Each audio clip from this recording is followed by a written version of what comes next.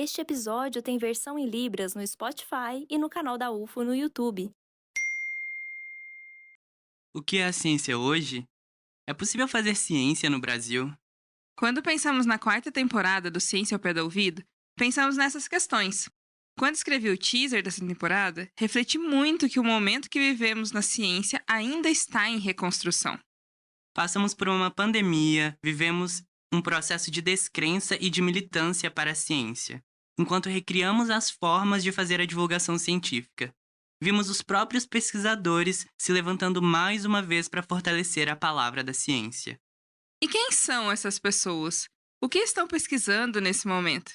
É sobre isso que falaremos nos episódios deste ano. E afinal, dá para fazer ciência no Brasil hoje? Eu sou a Nayara Chaya, jornalista na divisão de divulgação científica da Diretoria de Comunicação da Universidade Federal de Uberlândia. E eu sou o Gabriel Reis, estagiário de jornalismo aqui da divisão. E sejam bem-vindos ao primeiro episódio da quarta temporada do Ciência ao Pé do Ouvido. Hoje estamos em uma ótima companhia para falar sobre um assunto bem interessante: a ciência no Brasil. Exatamente, Achaya. Recebemos aqui pela primeira vez no nosso podcast um grande pesquisador, que por acaso também é reitor da UFO, o professor Walden Steffen Jr. Essa entrevista foi gravada em dezembro de 2022, ok?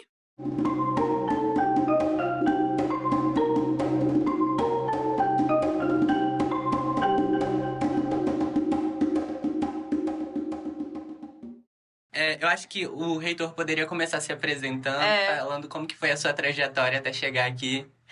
Contando quem é o Walden Steffen Jr., aprendi a falar o nome dele agora há pouco. Ok, então, eu fiz a minha graduação na Engenharia Mecânica na Unicamp. E isso foi no início da década de 70. Logo que eu estava já terminando o curso, o governo francês assinou um protocolo de cooperação científica com o Brasil e ofereceu lá um certo número de bolsas para um pacote de mestrado e doutorado para engenheiros brasileiros na França. E quem fez o processo seletivo foi o consulado da França em São Paulo. Como Campinas e São Paulo é muito perto, né? E, juntamente com outros colegas, a gente resolveu participar do processo seletivo, né?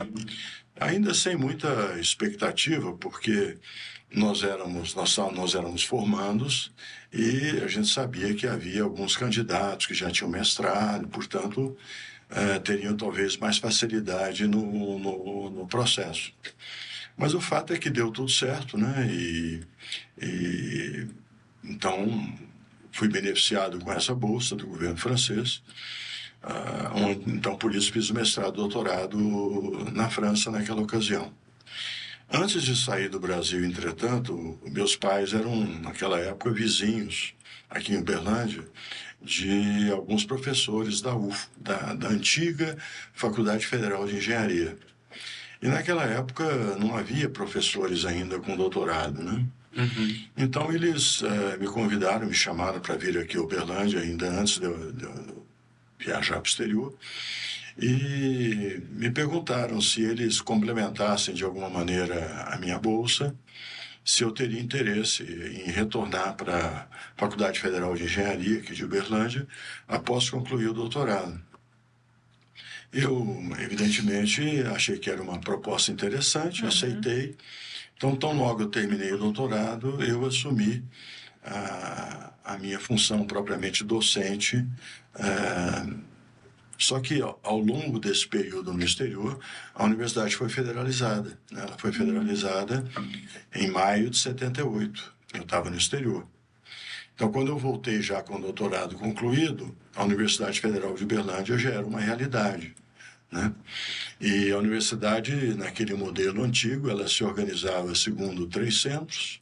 Então, nós tínhamos o Centro de Ciências Humanas e Artes, o Centro de Ciências Biomédicas e o Centro de Ciências Exatas e Tecnologia, onde ficou, né, toda a engenharia, digamos assim, daquela época, né? A antiga Faculdade Federal de Engenharia.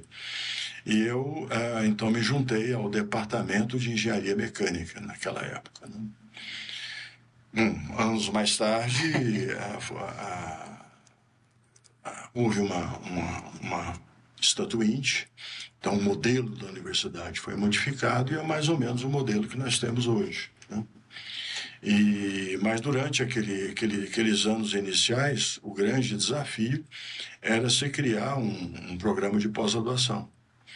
Então, o antigo departamento de engenharia mecânica e o antigo departamento de engenharia elétrica trabalharam em 2 projetos, né, de criação dos cursos de mestrado.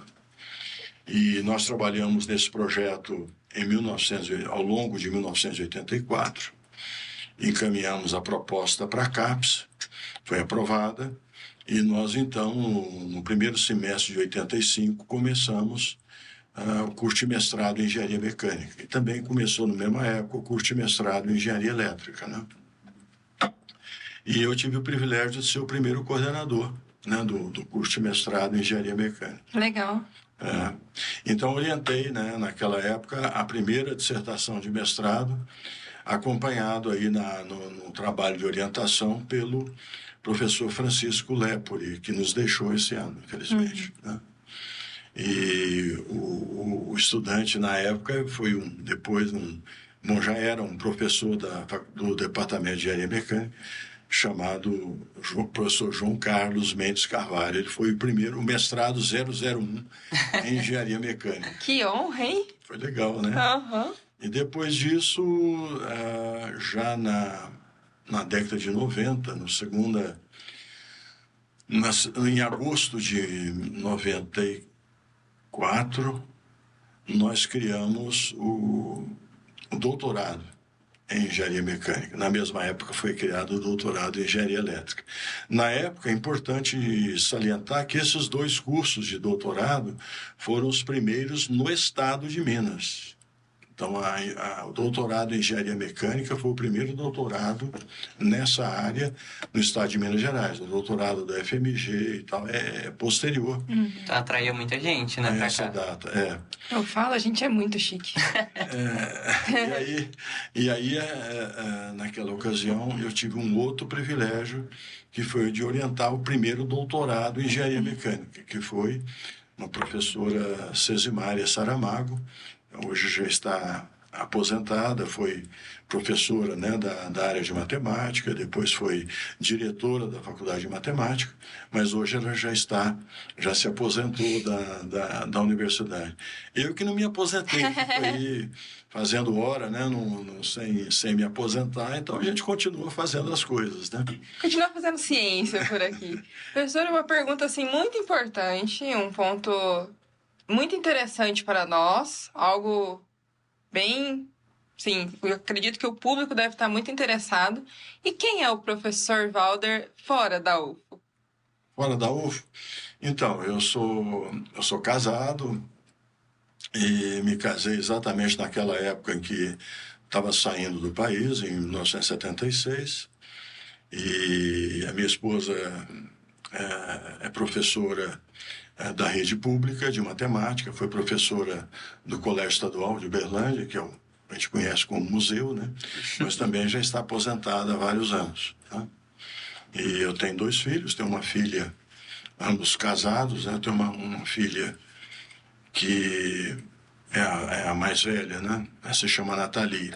Ela mora no Canadá, né? Eu tenho uma netinha que é canadense, eles moram juntamente com a família toda, né? O marido, a Nathalie e a netinha moram em Vancouver, no Canadá. Nossa, ela é linda, né? É uma linda cidade, né? O meu genro, ele é TI, formado pela Universidade Federal de Uberlândia, e trabalha para a Universidade de British Columbia, que é a maior universidade lá no oeste canadense, na área de TI, claro. E a minha filha trabalha no Consulado do Brasil, em Vancouver. Eu já ia me perguntar se não tinha alguém fugindo das exatas aí, porque... Estou fugindo totalmente. Meu filho chama-se Samuel, né? E ele mora em São Paulo, é casado e é cirurgião cardíaco, né? Trabalha no Instituto Coração. Que legal, professor. Fiquei imaginando a sua netinha, né? Tipo, o que seu avô faz? Ele é reitor da Universidade Federal de Uberlândia. Tem 2 anos e 3 meses, imagino que ela não se interessa ainda. No momento ela não tá ligando muito pra pelo isso. tema muito. E ela já veio pro Brasil? Ela veio no início desse ano. Né? Ah, que legal. Que legal. Nós temos procurado também visitá-los, né?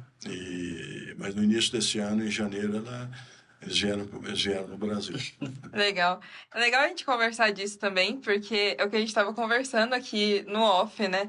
A gente vê o reitor, o pesquisador, o membro da Academia Brasileira de Ciências e a gente esquece que é uma pessoa. Você é uma sim. pessoa muito simpática. O café da sua sala é ótimo, eu adoro. Não, e a sala por si só é muito bonita. Sim. É verdade, é uma bela sala. Bom, vamos falar de ciência agora, né, professor? Eu queria que você explicasse pra gente um pouco a sua área de estudo, a sua pesquisa, o que Então, o senhor estuda. eu trabalhei, desde a época do doutorado, né? Eu tenho trabalhado numa área bastante instigante, que é conhecida, né, pela comunidade científica como dinâmica de rotação. Então, trata de coisas que giram, né? E muita coisa gira nesse mundo, né? Por exemplo, as turbinas de geração de energia elétrica. Por exemplo, as turbinas aeronáuticas, que movimentam os aviões a jato. Então, tudo gira, né? Então, é um tema bastante denso e com muita tradição. Tem muita gente no mundo afora que tem estudado essa questão. Ao longo dos anos, a gente foi incorporando lá no nosso laboratório outras temáticas. Por exemplo, o que a gente chama de identificação de sistemas, controle de sistemas e otimização de sistemas. Então, são técnicas muito importantes na engenharia moderna, mas também nas ciências de uma maneira geral. Enquanto a gente entrevistava o professor, a energia caiu. E nesse momento, continuamos conversando com ele. E frases como essa surgiram. Nossa. Misericórdia. Hein? É Abacaxi dor de cabeça que deve ter dado. tá dando ainda, né? Sim. Eu não vou nem Não, comentar, e vou ficar até e o quieta. tempo inteiro eu tava pensando assim, gente, a Jellen ia estar adorando que ele tá falando de uma forma muito didática. Aham. Muita divulgação científica. Aí a energia voltou e continuamos o papo. Então, o nosso laboratório se dedicou bastante a essas questões. Ampliamos, como eu falei, para essas questões, fomos agregando a questão problemas de identificação de sistemas mecânicos e dinâmicos, de uma forma geral, a questão de controle e otimização. Então, deixa eu, talvez, explicar um pouquinho do que se trata, né?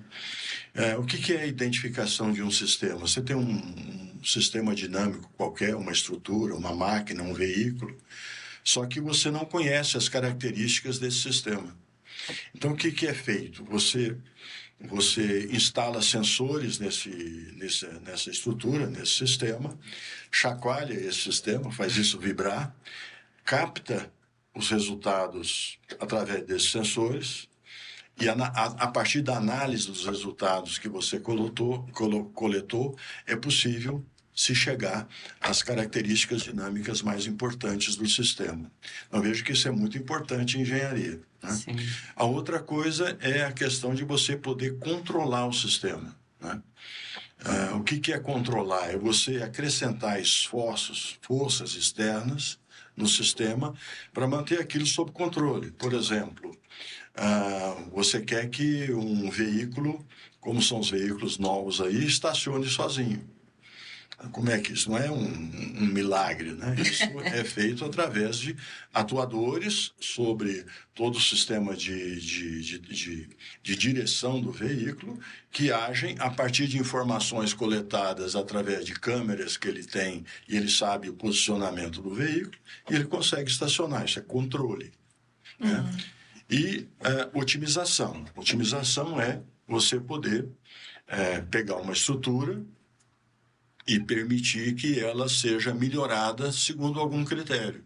Então, o que você pode mexer nessa estrutura para ela, por exemplo, ser mais confiável, ter uma vida útil mais longa. Então, tem diversas possibilidades em engenharia, e isso é tudo feito através de modelagem matemática computacional, né? Então, são técnicas que vêm sendo desenvolvidas e aprimoradas aí ao longo dos anos. Não, e é impressionante como que o reitor vai falando de uma forma muito simples, que parece que só vai surgir, e ele vai falando e cada vez eu tenho mais certeza que eu sirva para comunicação, mesmo que eu jamais conseguiria fazer isso. Parece tudo muito difícil. Sim. Muito, Eu ainda muito, parei lá muito. no Tudo Que Gira, que eu pensei na cadeira e na turbina, então assim... E como que o senhor chegou nessa área? Porque é uma área, como o senhor falou, muita gente estuda, mas ainda é algo muito específico, né? Foi alguma coisa tipo assim, você sempre gostou de matemática, ou sempre se interessou pelo movimento. Por coisas que giram. Eu sempre gostei, né, de matemática, física, e desde a época da graduação, né? Mas, de qualquer maneira, a gente acaba, depois, ao longo da vida, gostando de muita coisa, né? Sim. E aí precisa ter um certo foco, né? Para não começar a correr atrás de coisa demais, né? Mas todas essas áreas que eu mencionei aí, elas têm uma correlação muito forte, né? Então, não são coisas distintas, são coisas complementares, né? E do ponto de vista da representação matemático-computacional desses problemas, na verdade, a gente está trabalhando sempre com mais ou menos com o mesmo tipo de equação. Então, não tem quer dizer, tem todas as técnicas por trás, matemáticas, mas, no fundo, você está lidando com coisas que guardam entre si uma certa semelhança. Então, você pode, ao longo da vida, ir agregando, né, essas coisas nos vários projetos que você desenvolve. E quando a gente conversa com os cientistas, eles falam muito da alegria de se descobrir algo novo. Como que é para você, todas as vezes que tem uma novidade na sua área, e mantém ainda aquele frio na barriga a cada coisa que movimenta para o futuro? Nem sempre o novo, realmente novo... Veja, eu trabalho nas engenharias, né?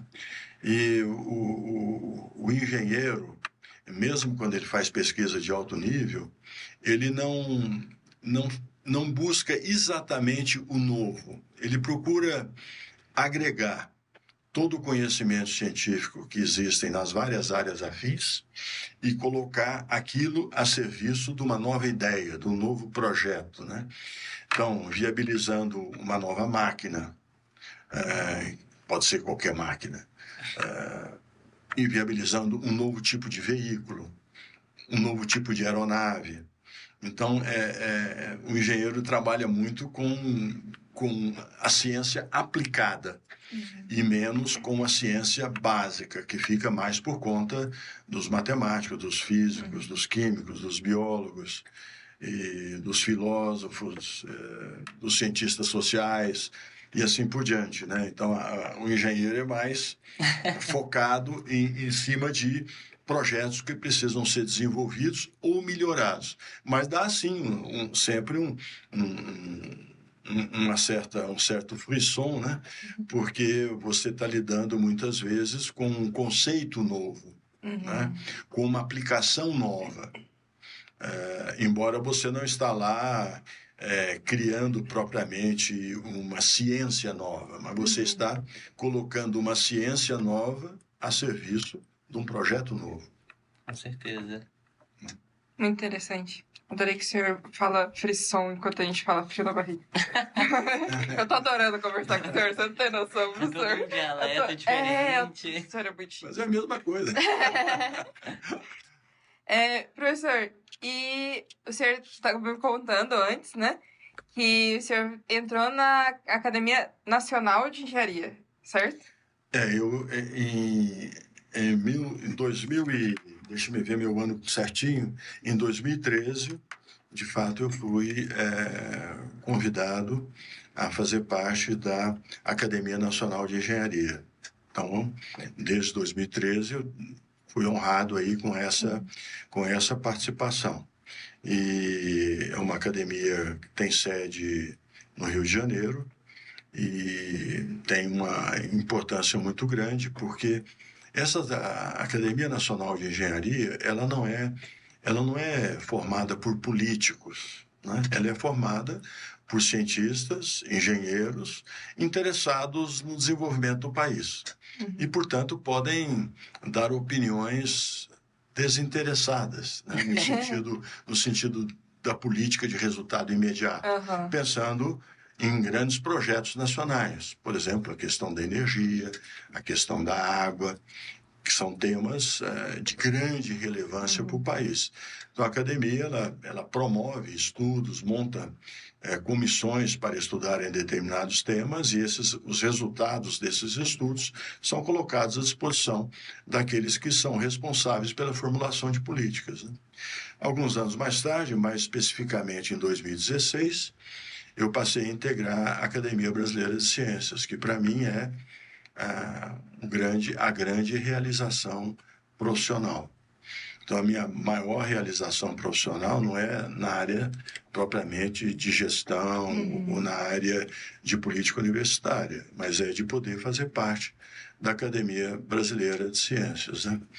E então é um negócio muito interessante, porque dentre as várias ciências, a Academia Brasileira de Ciências classifica também as ciências da engenharia. É exatamente numa vaga nessas ciências da engenharia que eu passei a fazer parte da academia, que tem me dado inúmeras oportunidades de conhecer pessoas interessantes, temas interessantes, né? E tenho representado, sempre que demandado, tenho procurado representar a academia em diversos fóruns. Por exemplo, até recentemente eu fiz parte do Conselho Deliberativo do CNPq, não pelo fato de ser reitor, mas pelo fato de ser um acadêmico, né? Eu estou agora representando a academia na Agência Espacial Brasileira, na AEB. É um mandato, né, de 2 anos, sempre tem um mandato, essas representações, mas é representando a academia. E essas participações são muito enriquecedoras, né?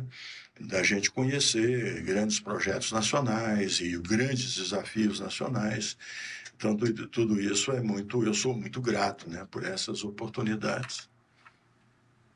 Muito legal, estou tocada.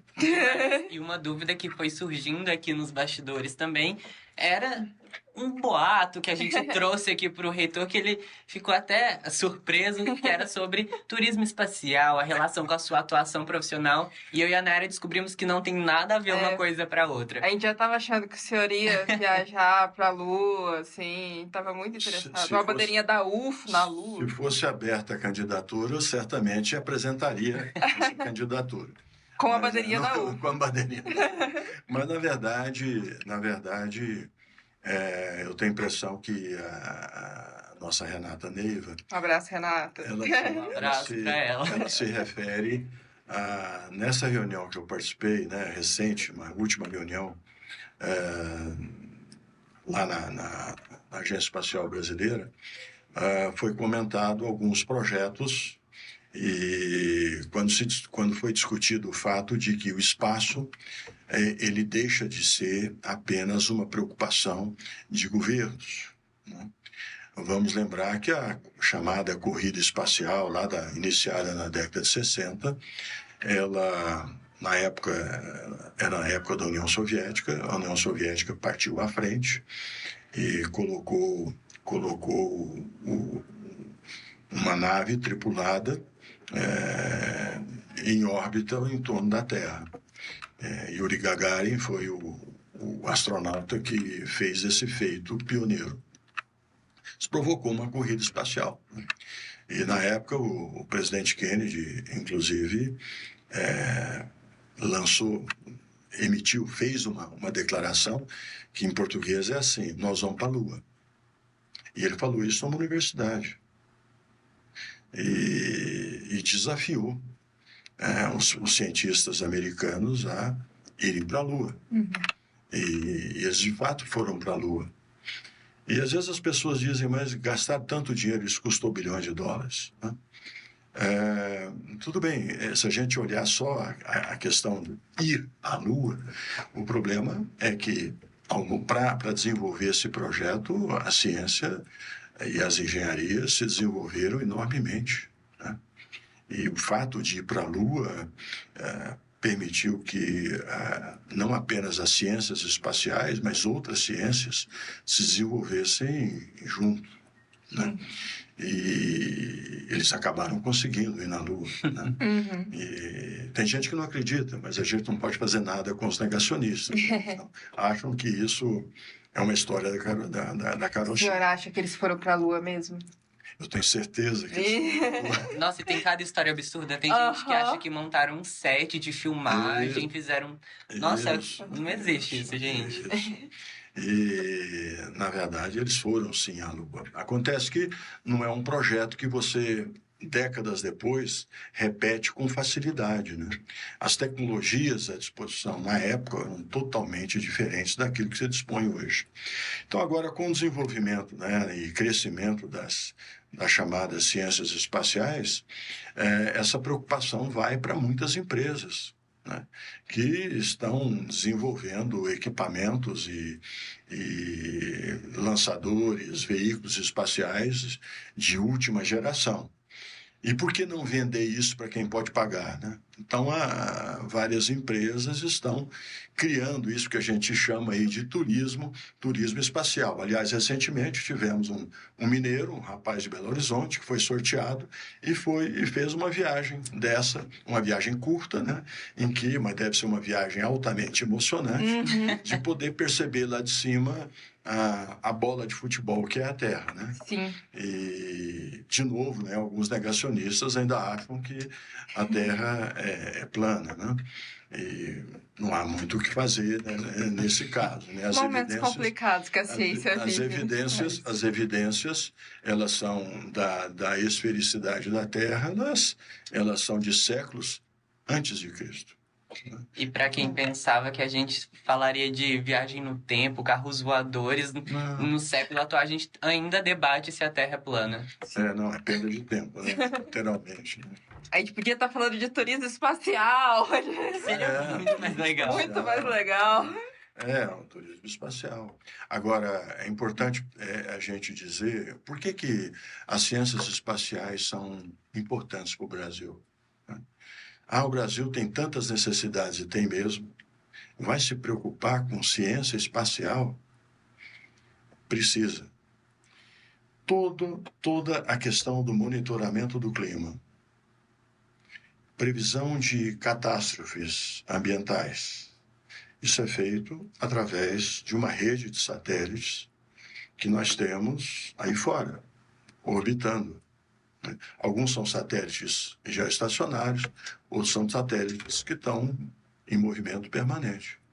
E, através disso, o Instituto Nacional de Pesquisas Espaciais consegue enxergar toda essa movimentação e consegue prever, por exemplo, que uma grande plantação de qualquer coisa, de soja, por exemplo, vai ter na região chuvas torrenciais e pode alertar a tempo de que algumas providências, aquelas que são possíveis de serem tomadas, sejam feitas.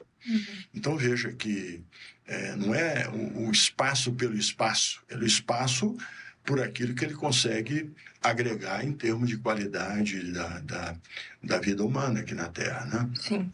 Uma outra aplicação, inclusive isso, num certo momento, deu problema, né? Os nossos satélites conseguem identificar qual é o produtor de terra na Amazônia que está atacando fogo. Nossa. Ou seja, ele sabe o nome e endereço de quem está fazendo isso. Nossa, isso é muito importante. E aí aplicar as devidas multas ambientais pelo fato dele estar mexendo numa área que não poderia normalmente sofrer uma agressão dessa forma, né? Então, as ciências espaciais, elas são indispensáveis, né? No dia a dia. Todo mundo gosta, né, de saber qual vai ser o clima no final de semana, né? Não gosta? Com certeza. Então, todo mundo quer saber se pode todo ir mundo lá, quer saber, acender a tá lá churrasqueira. no jornal televisivo, seja ele qual for, aguardando a previsão de tempo para o fim de semana, para saber se quem mora na praia vai da praia, para quem mora aqui na nossa região, se vai ter um final de semana que dê para fazer um programa qualquer. Ir para o Parque do Sabiá correr. Ir para o Parque Sabiá correr, sem tomar chuva. Então, para isso, de novo, os nossos satélites têm que estar fazendo isso. E saibam, né, o Brasil, nós temos já uma boa tecnologia desenvolvida na área de satélites, mas muito pouca tecnologia aplicável desenvolvida na área de lançadores. Ou seja, tudo bem, você vai ter um satélite, mas quem vai jogar ele lá em cima? São os lançadores, né?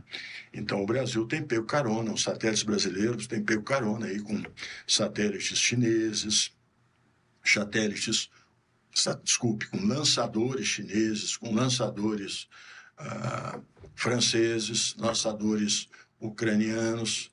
Inclusive, a França usa uma base aqui na Guiana, perto da gente, chamada Base de Kourou, né, na Guiana Francesa, e é uma posição estratégica, por isso que o Brasil tem uma base de lançadores lá na Barreira do Inferno, uma região propícia para o lançamento de satélites, né? Então, o Brasil pegou muitas caronas aí com um lançador francês chamado Ariane. Mas são áreas importantes para o desenvolvimento nacional e precisam, dentro de todo esse elenco de necessidades que o Brasil tem que ter lá uma caixinha de preocupação com o desenvolvimento na área do espaço. Sim. E a gente olha para o Brasil, assim, muitas vezes com um olhar de miséria mesmo. A gente acha que a gente é sempre menor que todo mundo. E é muito o contrário. O Brasil é um país que tem muita matéria-prima para produzir equipamentos como esses. E profissionais bastante preparados para estar realizando, executando essas atividades, liderando. O material intelectual brasileiro, né, é muito grande.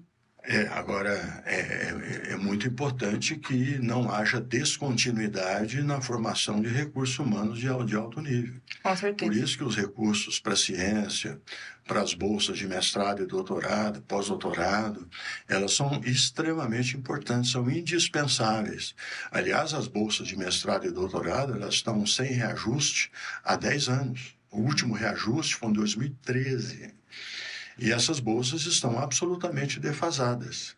Quem conseguiu fazer um reajuste agora dessas bolsas recente, antes até mesmo da CAPES e do CNPq, que são agências oficiais, federais, foi a nossa fundação estadual. A FAPEMIG conseguiu fazer um reajuste, certamente muito bem-vindo, às bolsas de mestrado e doutorado. Mas o grande volume de bolsas são bolsas da CAPES e do CNPq. Além disso, não adianta também o camarada ter a bolsa, mas ele não tem um laboratório para trabalhar. Sim. Então, o fomento à pesquisa é indispensável, né? Se o Brasil quer estar junto com as nações mais desenvolvidas, com justiça social, é indispensável que o Brasil seja um país desenvolvimentista. Nós não podemos sobreviver só de commodities. Por exemplo, eu não posso vender um navio de cacau e depois comprar um container de chocolate. Nós precisamos fazer o chocolate aqui. Ou pelo menos agregar mais valor àquilo que a gente manda para fora. Eu não posso mandar uma plantação inteira de soja para comprar alguns computadores. Preciso fazer aqui. Então, além de commodities, que é uma bênção para o Brasil. O Brasil é um país de grande extensão territorial, com um clima favorável. Em muitas nações, você tem apenas uma colheita por ano. Nós temos 2. Em alguns casos, podemos ter até uma terceira, em algumas culturas específicas. Então, é um patrimônio que o Brasil tem maravilhoso. Nós temos petróleo lá no projeto pré-sal, em toda a nossa costa. Agora, são commodities.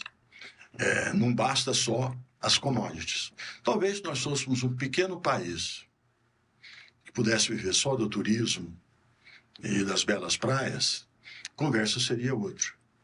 Nós temos um país com 8,5 milhões de quilômetros quadrados, um dos maiores países do mundo, uma área de costa, uma área costeira extremamente grande, temos todo um marzão aí para tomar conta, sob nossa responsabilidade.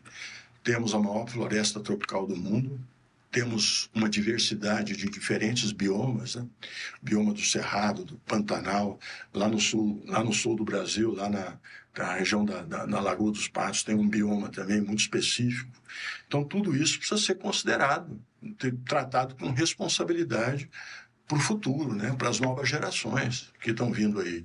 E não esgotar tudo agora ou comprometer tudo agora, deixando o futuro de lado. Então, nos grandes projetos nacionais, tem que pensar no futuro do Brasil, na criançada que está vindo aí, e vocês jovens, né? Oportunidade de emprego, não é só emprego, não queremos subemprego. Nós queremos emprego com dignidade, emprego em que a pessoa possa ter um salário digno, possa fazer com que a sua família se desenvolva socialmente, né? Então, precisamos ter oportunidades de emprego, um mercado de trabalho que valorize os nossos jovens que estão saindo das universidades, né? Na área de licenciatura, por exemplo, uma área em que a gente sabe fazer tão bem, nós temos nas universidades federais uma grande capacidade de formação de professores de alto nível, cursos de licenciatura, de pedagogia muito bem elaborados, pessoas competentes. Mas o que acontece?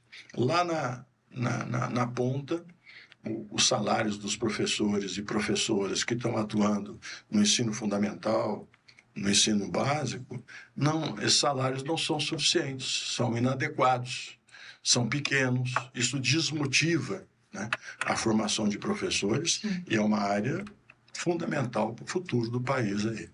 E, consequentemente, acaba desmotivando os alunos desses professores e cria uma bola de neve, né? Que é uma sociedade desmotivada, sem perspectiva de futuro e que vai continuar nesse ciclo que sem até produção então tá sem fim, né? geral também, né? Porque a proposta de ser pesquisador, de ser cientista, de continuar nessa área acadêmica também cresce junto com essa base que a gente... Fundamental. Eu acho que nós precisamos começar a formar os nossos cientistas desde a pré-escola, sabe?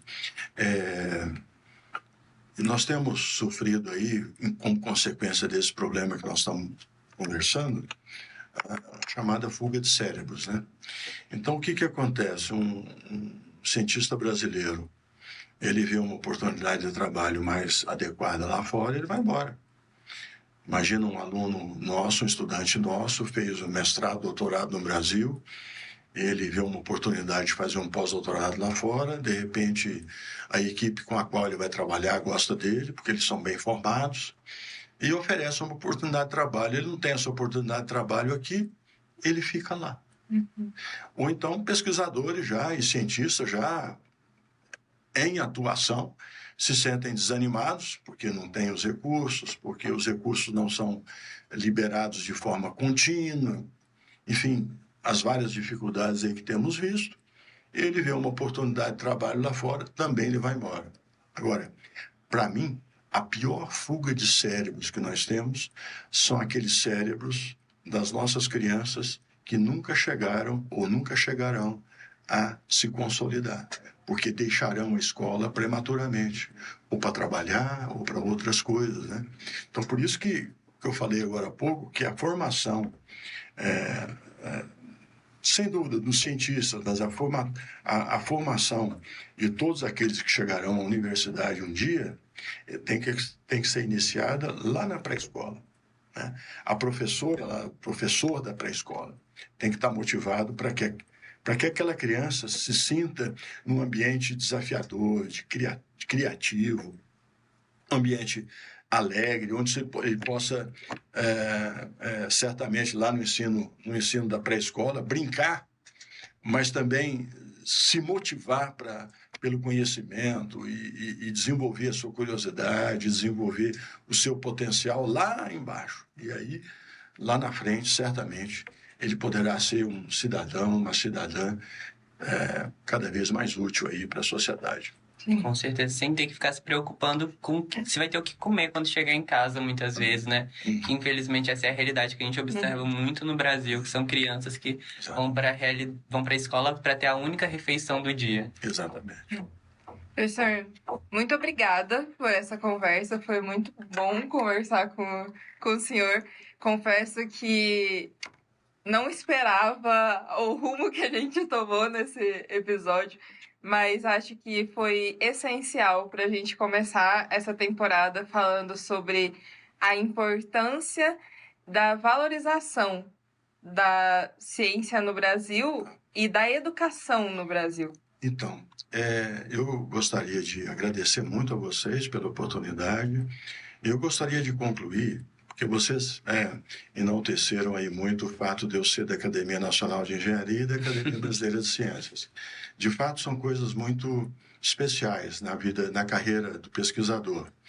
Mas eu preciso dizer que eu espero que os docentes, pesquisadores da nossa universidade cheguem nessas academias mais jovens do que eu cheguei. Isso para eles poderem contribuir mais, né? Mais tempo, né? Eu já cheguei nessas academias na parte final da minha carreira. E eu espero que os novos possam chegar nessas academias, e nós temos muita gente aqui na Universidade Federal de Uberlândia que tem todas as condições para ir para a Academia Brasileira de Ciências. Eu espero que eles cheguem e que eles tenham essa oportunidade, e olhando a produção intelectual dos nossos cientistas da UFO, mulheres e homens, né? Certamente muitos têm todas as condições. Outro dia, semana passada, participei de uma abertura de um evento que se chama Meninas na Física, né? Então, as nossas meninas, os nossos meninos, nas diversas áreas do conhecimento, nas ciências humanas, nas ciências da saúde, nas ciências tecnológicas, exatas, têm todas as condições de ter uma bela carreira pela frente, se o Brasil tomar o devido cuidado nas próximas ações, e para isso estamos atentos aí ao próximo ano para ver o que vai acontecer. Obrigado. Nós que agradecemos, professor, e tenho certeza que não teria jeito melhor de finalizar esse episódio e todo mundo sair um pouquinho mais motivado, inspirado a fazer a diferença, a seguir em frente, porque exemplos bons não faltam no nosso país, e vamos lá, todo mundo começar com o pé direito. Isso. Muito obrigada, professor. Muito Obrigado, bom dia.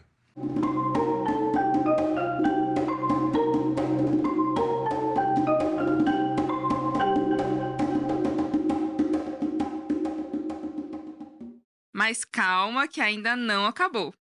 Esse é o momento em que você, ao pé do ouvido, segue e avalia o Ciência ao Pé do Ouvido na sua plataforma preferida. Estamos no Google Podcast, no Breaker, Spotify, Amazon Music, Deezer e Apple Podcasts.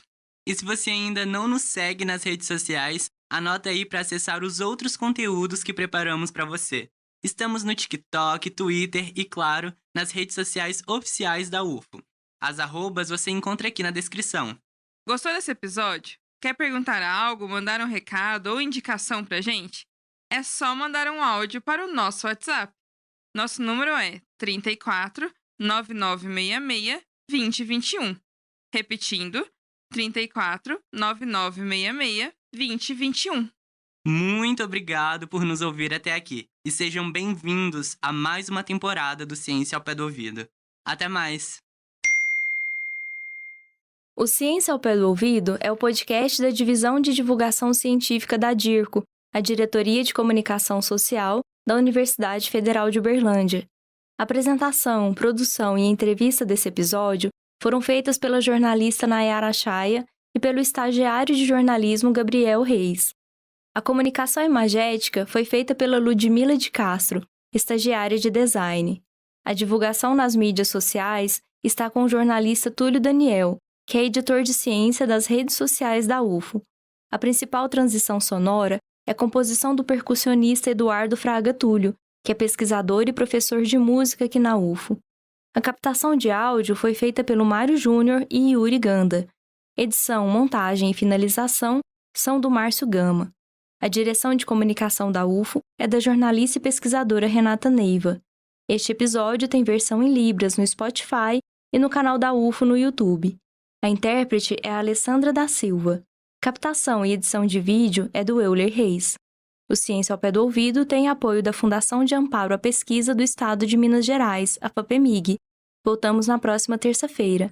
Até mais!